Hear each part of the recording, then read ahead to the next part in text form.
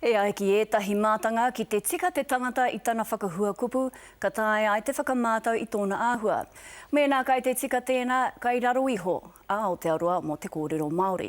Engari, i roto i tēnei ri puata e rewere rerekura, kai te ētahi rōpu ki te karawhiu i te reo. Me te aha kua tuitui a tō tātou reo rangatira i roto i te pūmanawa o ngā hapori huri noa.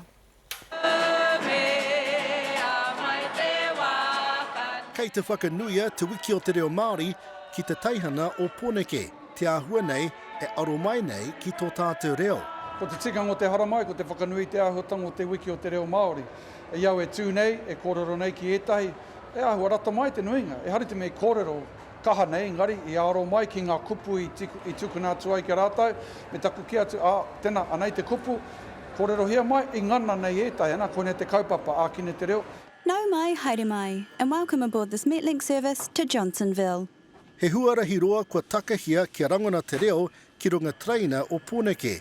Next station, Ngaio. Te mea tuatahi he whakapai ngā kōrero ki runga i te traina. Hei tā Rawiri Faulkner, kei te tino tautoko te kamupene e whakahari ana i ngā traina ki te whakatika i ngā pānui ingoa Māori. He mihi nui ki a rātou te Drains TV tautoko ana te kaupapa ki Wainganui a mātou i tēnei rā, te whakatika te kōrero kei runga i te traina. Tino pai rawa ki te kōrero, ki te tautoko, ki te awhi i a mātou. Haunga ngā traina o Pōneke, he ōpango ōmua hoki e ākina nei i tōna reo Māori. Because te reo Māori is New Zealand's language and we must do more to normalise it. Ko ia tētahi o ngā māngai mo te kaupapa, ākina te reo. Ki te mātaki Kēmu Whutuparo, ka rongo te reo Māori e Waiata Tiana.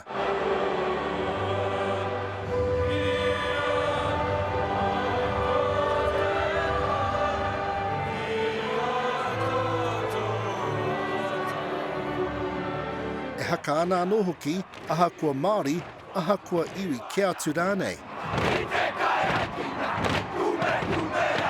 Engari anō ngā mema pāremata. Rauranga tēnā mā tēnei ake mihi mō te kawanatanga na hino kia ora hui hui tātou katoa. Kōrena te mate, ka titiro ki ngā mea pēnei, ngā mea pāpāho, ka titiro ki te whare pāremata, kei te titiro tonu te motu, ki tētahi tauira pai. Mena ka āta kōhurutia e ētahi ko te tāhua o tō tātou reo. Ka tahi ka tau tērā āhuatanga ki te Māoria.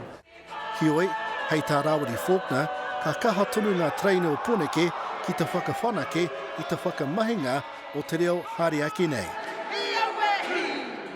Iriwere rerekura, te karere.